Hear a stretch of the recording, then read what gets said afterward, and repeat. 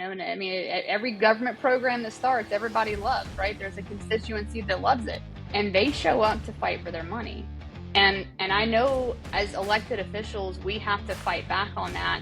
But the problem is that, the people who are there in the audience, obviously they're fighting for the funding they're getting. And we've got to have that counteraction of, man, but like we have to fight for the taxpayers who are at work and can't necessarily be here. But I know that you guys do have a good group of people who are very active, and we kind of need that balance, I think. I know it's selfish of me to ask, and I'm not trying to be that way, but it's always positive to have the balance of people, because for every single person that's there to fight for more spending or more programs, kind of the counterbalance of saying, hey, wait a second, like we're not saying, because nobody ever brought a bad program, right? Like they're all good programs.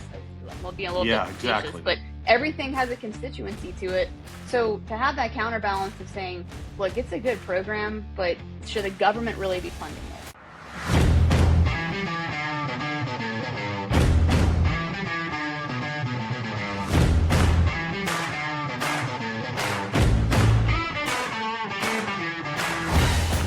Thank you, ladies and gentlemen, for joining us once again on the State of Freedom.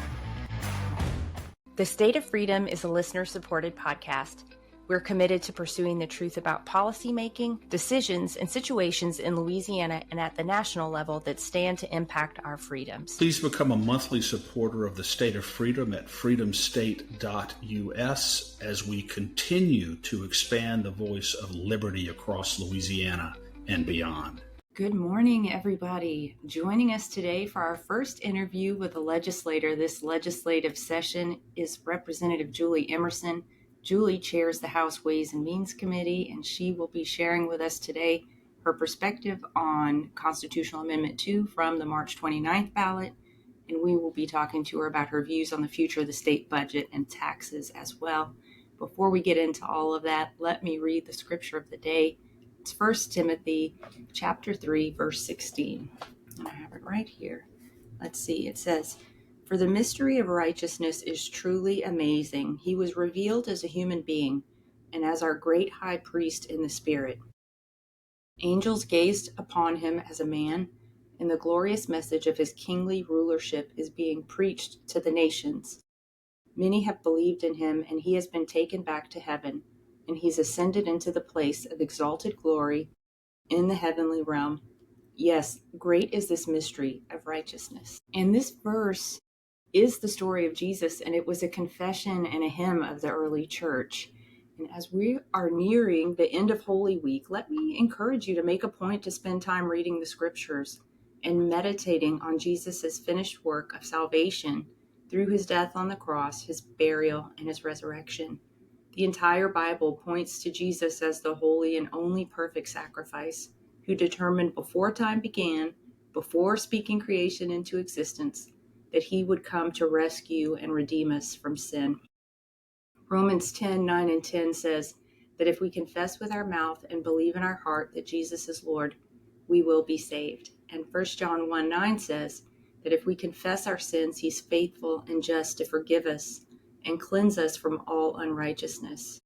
It is that simple, and it's that mind-blowingly transformative. In Matthew chapter 10, verse 32, Jesus said that if we acknowledge him publicly, he'll also acknowledge us before his Father in heaven. But if we publicly deny that we know Jesus, he will deny us before his Father in heaven. So as we move into this weekend that celebrates the resurrection of our Savior, there's no better time for us there's no better time to make sure that we've gotten our hearts right with the Lord. Danielle, the Holy Week has always been the most poignant week of the year for me personally because of, everything that Jesus went through. It's amazing how on Palm Sunday, speaking of people being fickle, on Palm Sunday, he goes into Jerusalem with a triumphant reception. And then 3 or 4 days later, he's being crucified. And it's just extraordinary the extent to which the public sentiment changed when they realized that he was not the warrior Messiah that they expected, someone who was going to come in and liberate them from Roman oppression. The kind of liberation that he was bringing was a spiritual, a heart liberation and a heart conversion. But I'm always struck by how quickly people turn on him. And he went from being completely celebrated to completely reviled in 4 days. And that's always poignant. And then suffered an excruciating death on the cross for us. So it's always an important reminder during Holy Week, as you said, to stay close to God, to spend time with him, and particularly in the scripture, this week of all others. Speaking of someone who knows about what people being fickle is all about and how transient people's loyalties can be, Representative Julie Emerson joining us on the State of Freedom for the second time, I believe. Julie, what a pleasure to have you with us today. Yeah, thank you. What a fun segue there, Chris. No, I look, Exactly. look, I didn't I've even know always, what it was going to be. yeah, look, your verse really spoke to me because I'm always amazed that, the Lord of Lords humbled himself and became a man and came down to this earth with us and to walk among humans as imperfect and as fallible as we are. And I don't know if you guys were able to go to the prayer breakfast yesterday morning, but, I was there and Billy Graham's grandson, Will, was the keynote speaker. And, it just reminded me that sometimes, and I think all of us on this call can certainly identify with, we are passionate about what we do and we work very, very hard to try to make this state a better place. Maybe sometimes we don't always agree on that, but, we all have a mindset to make this state a better place. And, sometimes you can do the hard work and put the hard work in and absolutely 100% believe that you're right. And it doesn't always work out sometimes, but I'm reminded that we are nowhere near as perfect as Jesus was. Absolutely no one is. We are completely sinful and not without blame, but he was the most perfect human being that ever walked this earth. And they chose Barabbas over him. Yeah. You just gotta keep the faith and keep the fight up. Yeah, so true, so true. And even on the cross, his posture was one of love and invitation, even forgiving a Absolutely. criminal on the cross who belonged on the cross, unlike Jesus. Today you will be with me in paradise. That's just one of the most moving Yeah. passages of all Scripture. He died for many, many imperfect people. Yes, he died, including all of us, for sure. Julie, let me ask you, segueing here into Constitutional Amendment 2, probably the most publicized constitutional amendment that I can recall. Everybody seemed to have an opinion on it. You and I and Danielle differed on that constitutional amendment, not on all of it, but on significant parts of it.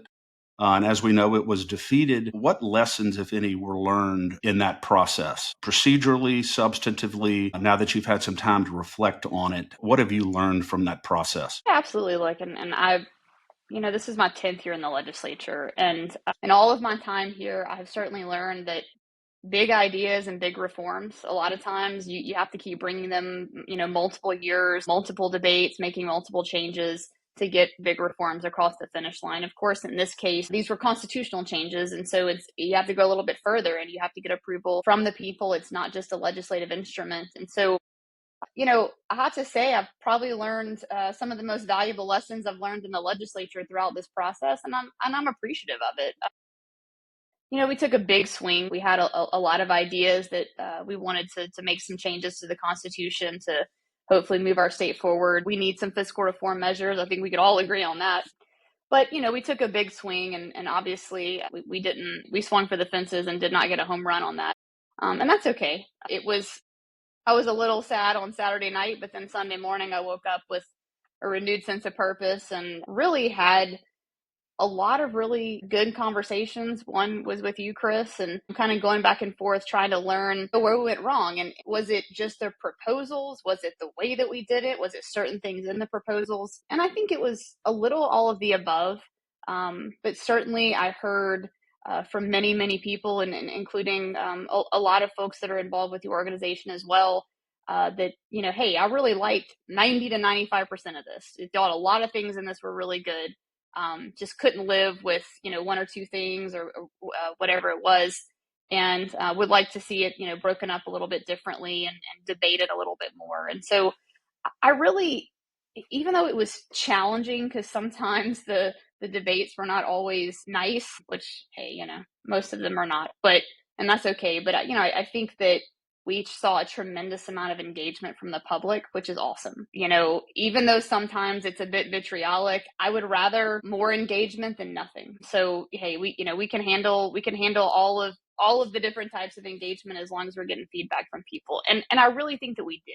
You know, I had many members of the legislature call me right after and say, hey, look, I'm getting so many phone calls about this from people. This is kind of what they're saying. These are the things they'd like to see changed. Obviously, you guys know the property tax exemption on nonprofits was a really big topic of conversation that kind of, I think, was sort of the first thing that caught people's attention, that caused some concern. And, you know, honestly, not that anybody particularly cares about my personal feelings on this, but that one was very difficult for me because, I mean, look, I'm a believer. I grew up in the church. I would absolutely never do anything to try to hurt churches. You know, I think unfortunately our intentions going into that were not nefarious, but certainly understand, you know, how people had concerns over it.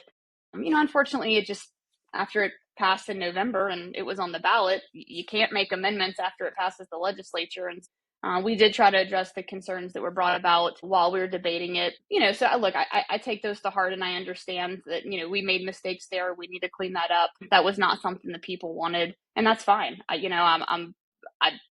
Again, certainly never our intention to hurt churches, certainly never our intention to even put them in fear of being taxed in any way. So I'm sorry that happened. That's all I can say is, I apologize that happened, but, we're going to move on from that and hopefully do better this time.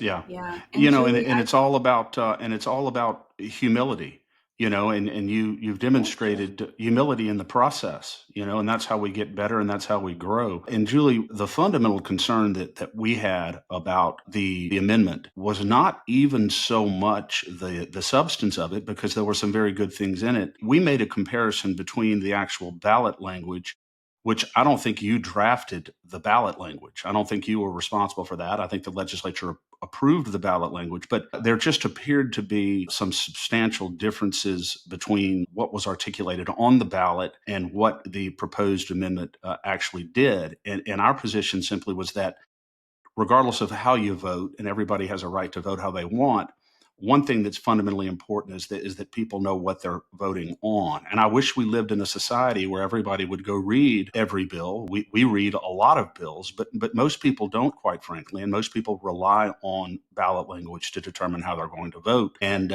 we just found the ballot language itself to be somewhat confusing and in certain ways inaccurate or incomplete. And we just thought that was important as a matter of precedent, that official ballot language be reliable, since most people rely on that when they inform their vote. So that was the concern that we had fundamentally. Are there any, and I know in the discussion that you and I had, and I give you credit for this, I mean, you said you can't put everything on a ballot, you know, because that people want to be able to read something that's short and concise. But our position was that you got to put the important things on there. You got to let people know what they're voting on. And are there any thoughts about going forward about making sure that the ballot language includes the most important items in a bill? And is that possible when you're dealing with a bill that's 150 pages long? How do you do that? Well, look, I mean, this was something slightly unique that isn't done every session, of course. There is an allowable part of the statute that allows us to rewrite a whole article at the same time, which is, of course, what we were doing. And really, the biggest reason that it was that long is because when you do go the pathway of doing an article rewrite, you have to include the entire article in the rewrite. And so that's basically when you put Article 7 on legal paper, it's 115 pages. So, I mean, I understand that was very confusing. And unfortunately with this one, when you did make some changes, there were about 4 or 5 statutory companions. And so, I mean, you probably know this, but, whenever you read the constitutional amendment that we did, there was also references to statutory companions, most specifically on the point of the teacher retirement debt payment and the teacher pay raise. There was a question about, is the teacher pay raise really mandated? We don't see the language where it's mandated. Well, that language was not in the Constitution. It was in the statutory companion. And so even still, with the whole rewrite, there are other references to other bills as well in the session. So look, I completely understand that can be very confusing. Again, I think this was sort of our first attempt to say, there are a lot of things in Article 7 we feel need to be reformed. So we're going to try it all in one. Obviously, we were not successful with that. So, we're going to try a little differently this time, try to break it down. We certainly did get a lot of feedback on things that people were concerned about. You and I talked about a couple of items that did not receive as much of attention that you had concerns on. And I think we had really good dialogue about those. I'm not sure if we totally reached agreement on it, but I think we had a good conversation on it. So yeah, look, I mean, I think on the ballot language summary, there was no desire to deceive or mislead anybody. It's just we had a whole article rewrite, and we tried to fit, every single thing that we deemed to be the major components of the bill into that ballot language. But certainly understand that everybody didn't agree on that. But we obviously can't have a ballot that's 10 pages long with ballot language. The secret to losing weight 2 times faster has gone viral. See the transformations hundreds of thousands of people are experiencing around the world with the Slenderized drops.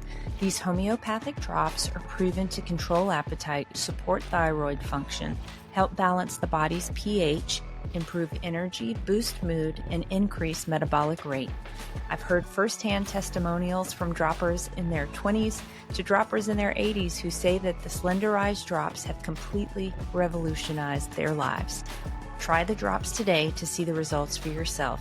To learn more about the Slenderized drops or other incredible natural wellness and lifestyle products, email me at info@freedomstate.us and put drops in the subject line, or visit the Shop Our Partners page at freedomstate.us. We also have links to those in the show notes. Thank you for supporting the state of freedom. And Julie, I want to echo Chris's sentiment about your graciousness throughout this process and your openness to conversation and dialogue on this. I think that's one of the most important things, and it's just really appreciated. So thank you for that. This session that we're in now, Representative Kathy Edmonston is bringing a bill, and it proposes to amend the Constitution to bring some clarity to the legislative process around constitutional amendments. So if it's enacted, it would ensure that all proposed constitutional amendments going forward would only address a single object. It's House Bill 471. Have you looked at that? I know there's over 800 bills, so you may not be aware of it, but you might be. No, I've seen that one. Kathy shared it with me. Here's the thing. I'm not going to dance around the issue at all. I mean, I'm going to tell you exactly what I think, but I understand the push, because I certainly understand this was probably the first time that we've attempted a whole article rewrite. And so this was really the first time that people had experience with it. And we definitely understand that people weren't comfortable with it, they didn't like it. I understand from my standpoint that we need to do this particular amendment a little differently.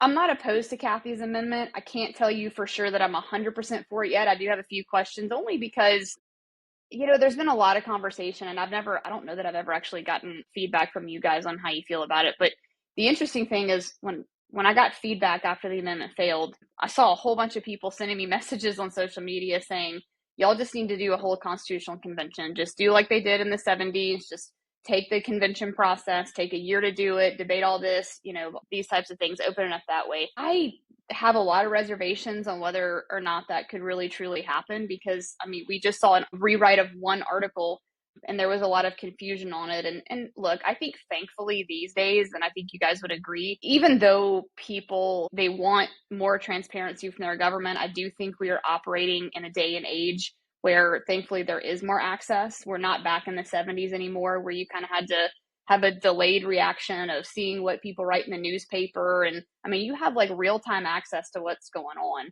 A lot of times you guys are in committee and can live tweet what's going on in committees. So I'm thankful for that. I just don't know that we would ever really get to a point of a constitutional convention rewrite, because frankly, the ballot language for that is, do you agree with the Constitution that was proposed and written?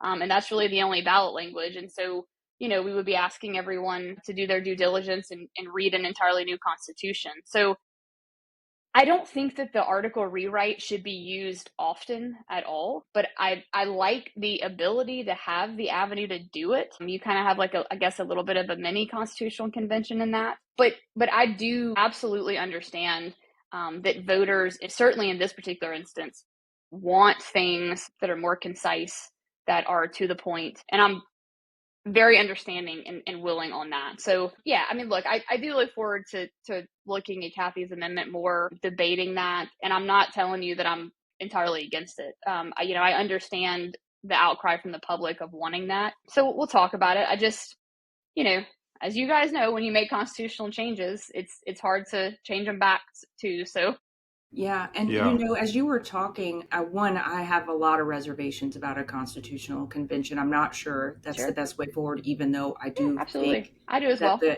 the convention would be, the Constitution needs some work, and perhaps the answer to this would be that, I mean, as much as we delved into Constitutional Amendment 2 and as much time as we spent on it, it was never posed, at least in my viewing, as a rewrite of Article 7. We know that it was rewriting Article 7, but it wasn't positioned to the public, at least in my view, as rewriting, as a repositioning, revising of Article 7. And maybe that's kind of where the PR aspect of the legislature comes in and says, hey, we're taking this one crack at a time. We're not trying to rewrite the whole Constitution in one sitting. So, take a look at this through the lens of an article rewrite rather than all these different measures. That's kind of the way it seemed. So anyway, just some food for thought. Yeah. No, like I get it. I mean, I think if we did every single component of Amendment 2 as single issue constitutional amendments, I mean, honestly, you'd probably be looking at more than 30 amendments, just because it has to go, every time you're doing single object, it's you have to be article, section, line by line, everything. And that's okay. Like, maybe we don't need to revisit every single component. Obviously we don't, but but some of the major ones, I certainly would like to see us move forward on that. But Yeah. look, I do get it. That's not necessarily a hill that anybody's wanting to die on. I'm fine if that's what the majority of everyone wants. That just means that we have to do more work, and we know we have to do that. We know we have to do more work to debate it in this session. I think more people are aware now, so I do look for more people to be here as we're debating some of these individual components, and I'm happy about that, because the more people are here and have buy-in, then they can go back out and help us do PR on it as well. And I did mention in all of my interviews about the rewrite, but I get it. There were so many other things that were going on in the amendment that some people thought this amendment is a teacher pay raise, or this amendment is only about property taxes, or I mean, there were a lot of components to it. Well, a lot of people felt going in, even people who did understand what was really going on, they were conflicted. And I feel like a lot of people felt like they were in an untenable position because they're going in being able to choose between perhaps a teacher pay raise, which they may have been in favor of, but eliminating constitutional protection for religious organizations. And so how do you vote yay or nay on something when it has provisions in it that you personally may conflict on? And I think that may be one of the reasons why the one object rule exists, so that people are not put in a position where they have to make decisions that are that where they have to choose between the greater of two goods or the lesser of two evils on one amendment Well, I in that certainly sense. understand untenable positions. Yeah, making exactly. Spend some time untenable there. decisions. I always tell Yeah. everybody, look, probably the weirdest thing about being in the legislature is when you look at the vote breakdown, and when the public sees how you voted on a bill, they obviously naturally assume that you were either 100% for it or 100% against it, when in reality you might have been like 51-49. But you still Very, have to very take a But vote. true. it's In all other part words, of it. yeah, sometimes you vote on things with reservations, and you have to weigh a Sure. lot of things in the balance. You have a HB 472 this session, which is also seeking to revise Article 7 of the Constitution. The digest itself on that, Julie, and I haven't even read it yet, is 26 pages.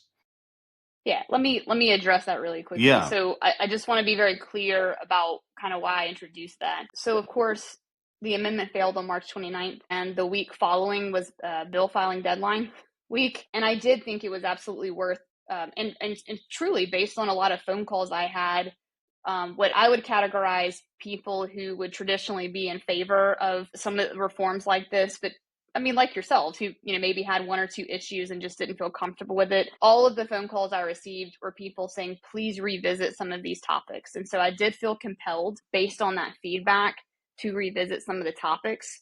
What I asked staff to do for me was basically redraft the same amendment, but leave out every topic that was highly controversial. Obviously, we separated out the teacher situation. We separate out the inventory tax. We did not include anything dealing with property tax exemptions on nonprofits.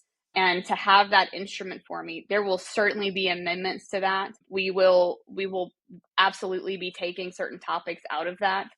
And we'll absolutely be having a conversation of whether or not to move away from the full article rewrite and just do some of these individually. So that was more me trying to have something out there so we can continue the conversation moving forward. I can 100% tell you that bill is not going to pass right now in its current form. It is set to be debated on Tuesday. I'm working on some amendments to get us to a better place on that. But that's why that's out there. Yeah. Yeah. And that makes sense, because you want to make, when you got a deadline to get something filed, you got to meet the deadline, and then it can undergo all kinds of iterations during the process, which I know you've seen many times before. Yeah. And I know that many times. It seems the public has really woken up in a lot of ways and was paying attention to CA2. And I think the public engagement on this should be very interesting to watch. I think that I'll be very interested to see how this moves forward. And look, Chris and I are right there with you. There absolutely reform needs to happen in this space. So I'm sure, Chris, you'll be weighing in on this at the legislature, but maybe I'll just switch gears because I know we only got a few minutes left. I want to get your take on Louisiana DOGE, because any waste, fraud, and abuse that they find that somehow might require legislative action will need to come through your committee. What's your perspective on how Louisiana DOGE is going? Has there been any progress, or there any bills that are being introduced to your committee as a result of their findings so far? Most likely they would be introduced into appropriations, not necessarily Ways and Means, but certainly, dealing with all the fiscal matters. I don't know specifically if the DOGE committee is recommending any bills. I do know that there have been quite a few pieces of legislation filed to bring more transparency to the NGO process, which I'm highly in favor of. Me too. I'm not going to sit here and give you an absolute of there's no circumstance whatsoever that an NGO would not get state funding, but I certainly believe that it should be heavily scrutinized. There should be a lot of thought that goes into that. It should not just be okay, well, that's fine. That member wanted that. We need a lot more scrutiny. And I've seen, at least like 5 or 6 bills from different members. Some of them probably do a lot of the same things. But they bring a lot more transparency to that process. And I think it's highly important, because look, like I said, I'm not going to sit here and say a blanket absolute.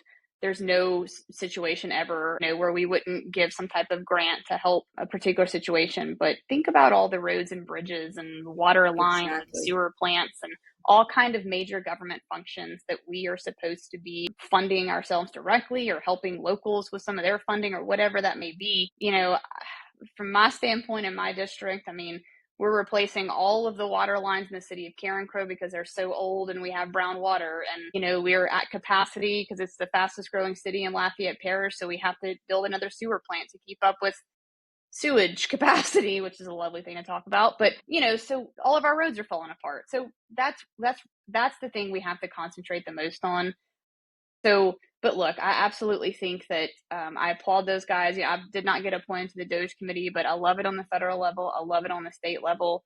It's incredible some of the things that we have unearthed on the federal level just in a few months. And I'm a big, big fan and big proponent of it. So, yeah. And people on the state level, Julie, are looking at what's going on the federal level, and they're just seeing this massive grift and this massive waste of taxpayer money, massive self-enrichment on the part of so many federal officials. It looks like they go into office making a couple $100,000 a year, and they leave office multimillionaires. And people are going, how does that happen if they're not benefiting illicitly from taxpayer money? And I think that there's a hunger in Louisiana to see that on the state level. in a meaningful way, especially when people are literally drowning under the weight of increasing insurance rates and all the costs and expenses that we have to deal with on a daily basis. It's very difficult to digest when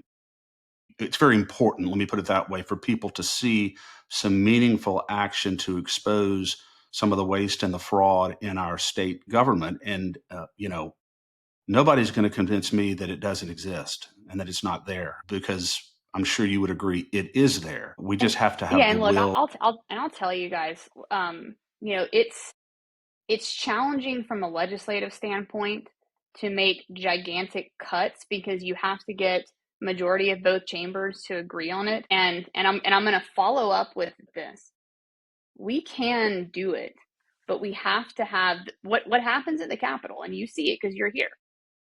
There will be, anytime you start something with any NGO or anybody, it's very, very hard to pull it back, and I mean, every government program that starts, everybody loves, right? There's a constituency that loves it, and they show up to fight for their money. And I know as elected officials, we have to fight back on that. But the problem is that, the people who are there in the audience, obviously they're fighting for the funding they're getting. And we've got to have that counteraction of, hey, man, but like we have to fight for the taxpayers who are at work and can't necessarily be here. But I know that you guys do have a good group of people who are very active. And we kind of need that balance, I think. I know it's selfish of me to ask, and I'm not trying to be that way, but it's always positive to have the balance of people, because for every single person that's there to fight for more spending or more programs, kind of the counterbalance of saying, hey, wait a second, like we're not saying, because nobody ever brought a bad program, right? Like they're all good programs. We'll be a little bit Yeah, facetious, exactly. but everything has a constituency to it. So to have that counterbalance of saying, look, it's a good program, but should the government really be funding it? Right. Because unfortunately we have, and you know, I don't know if I feel bad for them or not, but whenever we're talking about the NGOs coming, they'll come and say, oh, but like, we do all this great work. I said, I agree. Like, people should be donating to your organization to keep it Exactly. running. You can't always rely on government grants to do it because we may not have the money every year. And frankly, it's really not a core government function. It's absolutely not a core government function. And if those organizations are doing such great work, then people need to support them individually outside of Yeah. tax funding. I Yeah. couldn't agree with you more. And for the first 200 years of our country's history, or 150 years of our country's history, or probably more, I mean, the founding fathers always recognized that charity really is the function of the individual and of the church. Uh, Mm-hmm. it's not really a government function, as you said, Julie. Yet we have established a precedent whereby so many of the nonprofits are being funded with our money. But if you, like Danielle said, if you have a nonprofit and it's doing good work, go sell your nonprofit, build your nonprofit. You shouldn't be relying on the government for your success, and for your charitable work. So I agree 100%. I know we only have a minute left here, but I have to ask you one last question. I know Neil Reiser, a couple of years ago, had a bill before House for Ways and Means to abolish the state income tax. There wasn't a vote that day on it, but you did express, because I was there, you did express that you believe there is the will in the legislature to Mm-hmm. abolish the state income tax. That's a huge issue for many, many Louisiana citizens. Dixon McMakin has a bill this session, HB 200, that would phase out the state income tax, but it would not be eliminated until 2040. And so, what are your I thoughts think we on can beat being? that. Yeah, well, I certainly hope so. Is there any reason why it should take 15 years to do it? No, I actually talked to Dixon about that bill a couple of days ago. I know that he kind of did it in response to what Mississippi did. And Danielle, I think you and I actually had a conversation about the Mississippi bill. And frankly, I hate to toot our own horn about this, but Mississippi did that because of Louisiana going to 3% in November, and they got nervous that they were going to have Texas and then Louisiana on a pathway to zero, and they were going to be kind of stuck out there as a lone party of probably losing businesses to Louisiana. And so, we did get to 3% in November. Mississippi's bill gets them to 3%, I believe, in 2030. And then there's like some trigger language that starts taking effect that with economic growth, they keep phasing it out. So I truly believe that we can beat that. A huge component of the Article 7 rewrite that I will be revisiting is the funds combination for budget and revenue stabilization fund. And really what that does for me, what that did was allow us to reduce rates, just full out, just reduce rates, because it frees up, in my opinion, we are over collecting on that end because all of this money is being dumped into the revenue stabilization account, but it's not going into the general fund. And so we have to take a 2/3 vote measure to dump it into the general fund every year. So we need that to just be dumped into the general fund because we already have enough in savings right now. We have billions in savings, which is good for Louisiana. We need things in case of emergency, but we don't need it excessively. And so those are recurring taxpayer dollars that are going into that fund that we need to switch over the general fund so that we can go down to 2.5%, 2% and keep chipping away at that, because I do think we can absolutely beat Mississippi to zero. I mean, I hate to be this like deadhead politician that just keeps saying it and never does it, but man, I 100% believe in it because Texas is there and they are seeing major economic growth. Florida is there and seeing major economic growth. Tennessee, we have to get there. I don't think we're ever going to get there with a 1 year 3% to zero elimination. I think we can probably all agree we have to do a phase-in approach, but I think we can get there much faster than most people think that we can. I would probably never get enough members on board to take me from 3 to 0 immediately, but I think I can do the step down approach, and I think we can get to at least 2% before I leave here this term. Yeah. And that is a sincere commitment of yours to Absolutely. I mean, like I said, there are steps we have to take to hopefully, get that funds combination. And because those are funds we already have. Nobody's raising that. That's funds that's already coming into the state that we can use to lower rates, but they're locked up in that fund. So we just need to transfer them to the general fund so we can lower the rate, and 100% commitment that if that happens, I can lower rates immediately. Yeah. But look, I think also so many of the changes, we're seeing a lot of economic investment in Louisiana. I do believe our economy is going to start to grow, and that's going to afford us the ability to continuously lower rates as well without doing any policy changes, just a straight rate reduction.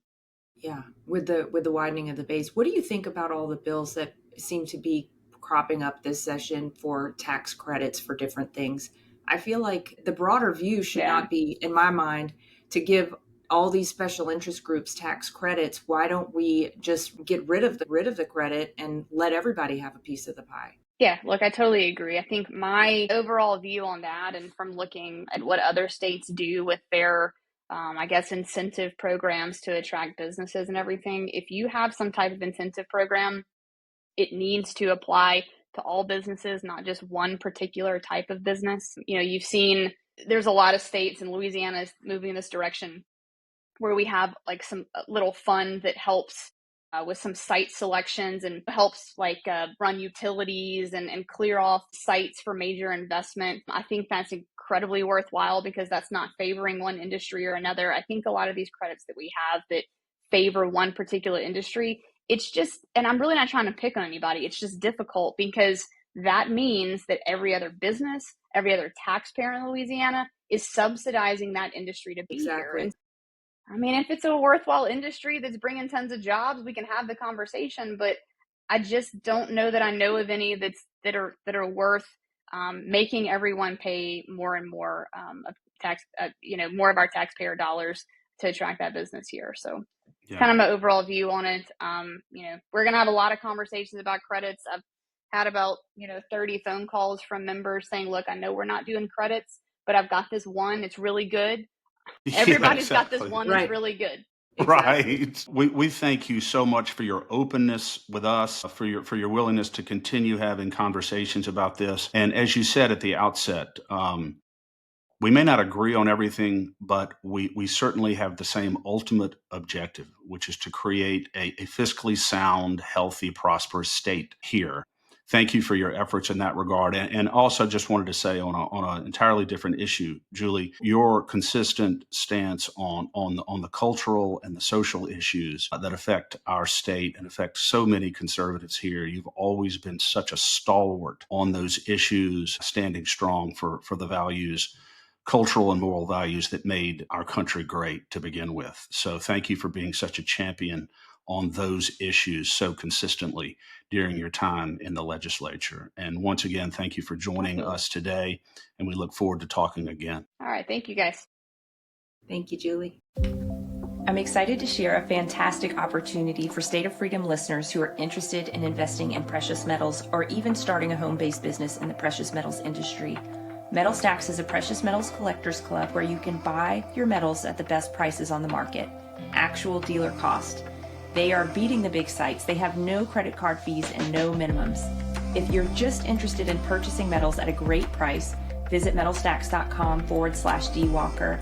Get to shopping. That helps me out. I get the commission. You can also refer people to Metal Stacks for an additional income. If you're interested in learning about the referral business aspect of Metal Stacks, email me directly at danielle@freedomstate.us for more information. Thanks for joining us today on the State of Freedom. Be sure and check out the show notes for this episode. You can always go there and find the calls to action and resources mentioned in the show, and you can find out more information about our advertisers there as well. If you want to learn more about us or support our work, visit freedomstate.us. To get involved with Louisiana Citizen Advocacy Group, visit lacag.org. We'll see you next time. God bless.